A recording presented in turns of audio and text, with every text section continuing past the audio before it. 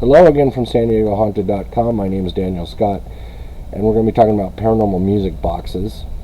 So Paraforce makes a paranormal music box, which they sell for approximately $300. You may have seen it on some of your favorite ghost hunting shows.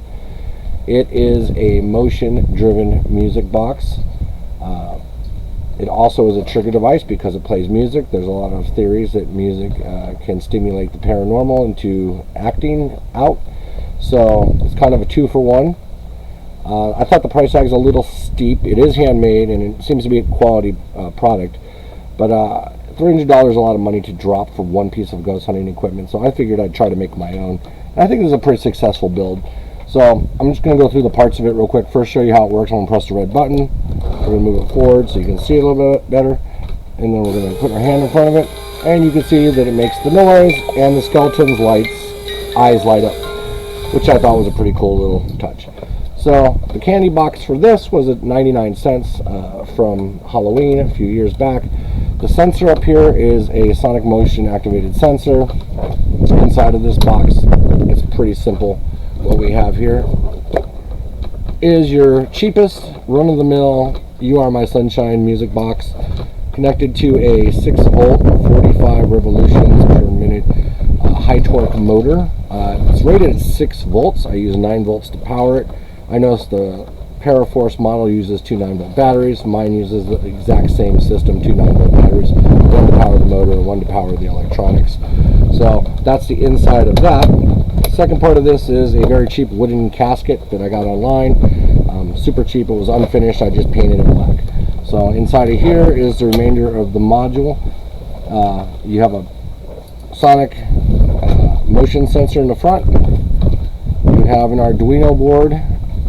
You have the battery power for both sections, and then you have a relay, which is in turn what starts the motor up. So the sensor detects the motion, tells the microcontroller tells the relay to turn on, and the motor comes on. It only has a set amount of time, which is programmable with the Arduino. So I left it open so you can put a cord in here and change some of the parameters if you'd like to.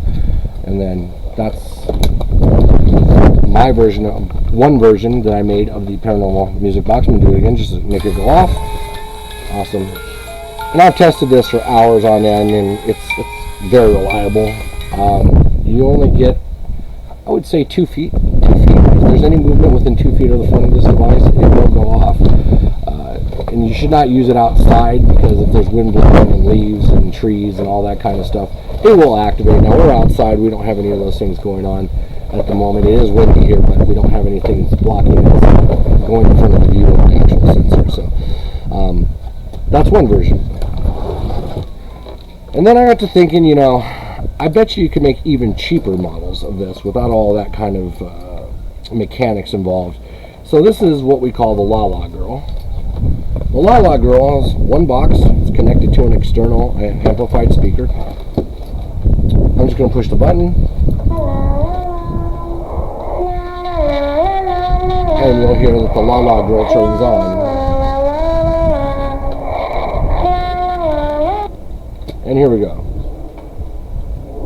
Gotta get the sensor to warm up to acclimate to the actual temperature that's outside, which is the biggest thing you gotta learn about all these things. Everything needs to acclimate to outside temperatures. And once it does acclimate, it will turn on. There you go. It's acclimated now to the temperature outside, and any motion that goes in front of the unit will start the unit up. There you go.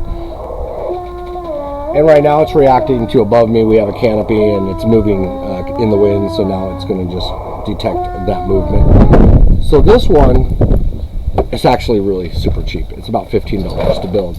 It uses a very small infrared sensor, which has the ability to automatically trigger the logic at either high or low. This one has a 3.5 volt logic, 3.3 volt logic, excuse me. And then there's a very cheap $1.99, which you can find everywhere. It's a recordable insert for if you want to make your own cards, like your own Christmas card where you can record a voice or something like that. So that thing is pretty awesome. So you basically just use a button cell battery to power that electronic board. You're going to record. You can record up to like 15 seconds. You remove a resistor, record longer, but the quality release is not the same. So you can record up to 15 seconds of audio on this, and after you're done recording the audio that you want, in this case we just recorded something straight off the internet, what we call the Lala. And then you're going to use your sensor. You're going to connect it. It has an actual input for the high or low sensor signal, and you just put that right on there, power that, and it will come on, and it will work right out the box. I don't like the speaker that came with the original insert, so that's why I just made it an external one, that external speaker setup, so that way you can amplify it however you want to, versus trying to add like maybe an amplifier module in there. In any case, it works very well. Pretty creepy, and you can record whatever you want on this thing, so it kind of gives you a lot of flexibility.